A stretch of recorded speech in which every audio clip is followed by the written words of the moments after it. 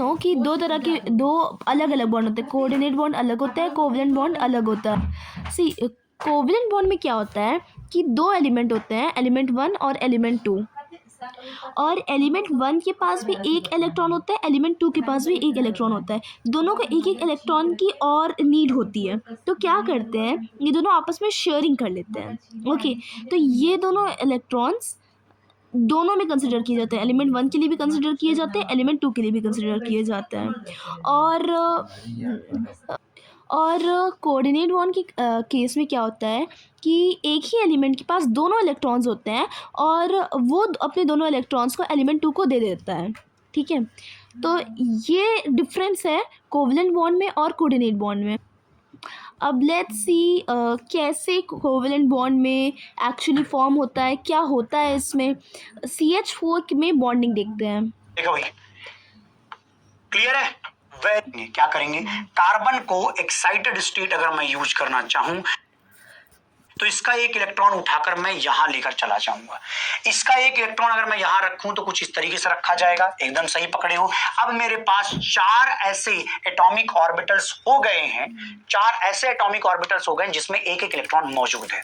अब कार्बन कहता hydrogen process किया, 4 sp3 हाइब्रिड ऑर्बिटल बना दिए, 4 sp3 हाइब्रिड ऑर्बिटल। ये क्या है, 4 sp3 hybrid orbital of carbon हमने तैयार कर लिए। किसने, कार्बन ने कहा रुको भैया हाइड्रोजन, अभी मुझे को बुलाया कि हाइड्रोजन दादा अपने एक एक इलेक्ट्रॉन लेकर आइए। अपोजिट स्पिन में रहेगा तो मजा आएगा, ओवरलैपिंग अच्छे से हो पाएगी, बॉन्ड अच्छे से बन पाएगा। तो ये मेरे पास कौन थे जी, 4 हाइड्रोजन।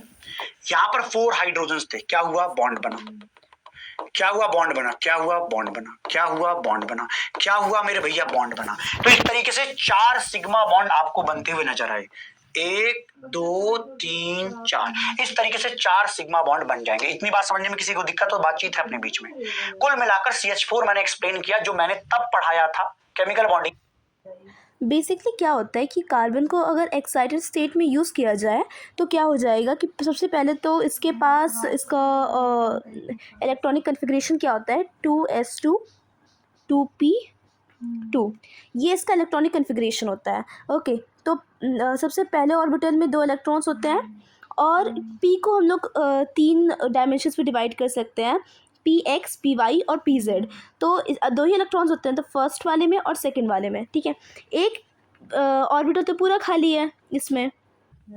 तो अब इसमें क्या होता है, जैसे कोवेलेंट बॉन्ड बनाना है, कोवेलेंट में क्या चाहिए, कोवेलेंट में चाहिए कि शेयरिंग होती है, तो सब में एक एक इलेक्ट्रॉन्स होने चाहिए। तो ये एक्साइटेड स्टेट में आ जाता है और क्या करता है कि अपने एक इलेक्ट्रॉन को, ये वाला जो इलेक्ट्रॉन है ये वाला, इसको यहाँ पे सेंड कर देता है, ये वाले उसमें, और यहाँ पे भी एक इलेक्ट्रॉन आ जाता है। तो एक्साइटेड स्टेट में बेसिकली क्या होता है, तो ये इसका एक्साइटेड स्टेट होता है, मतलब जिससे एक इलेक्ट्रॉन इसमें होगा और जो इसका दूसरा वाला इलेक्ट्रॉन था वो अब लास्ट वाले ऑर्बिटल में आ जाता है। तो ये हो जाता है कार्बन का एक्साइटेड स्टेट। तो अब क्या होगा कि ये कितने ऑर्बिटल्स हैं, 4 हैं, टोटल 4 हैं, और एक s का है और 3 p का है, तो sp3 हो गया।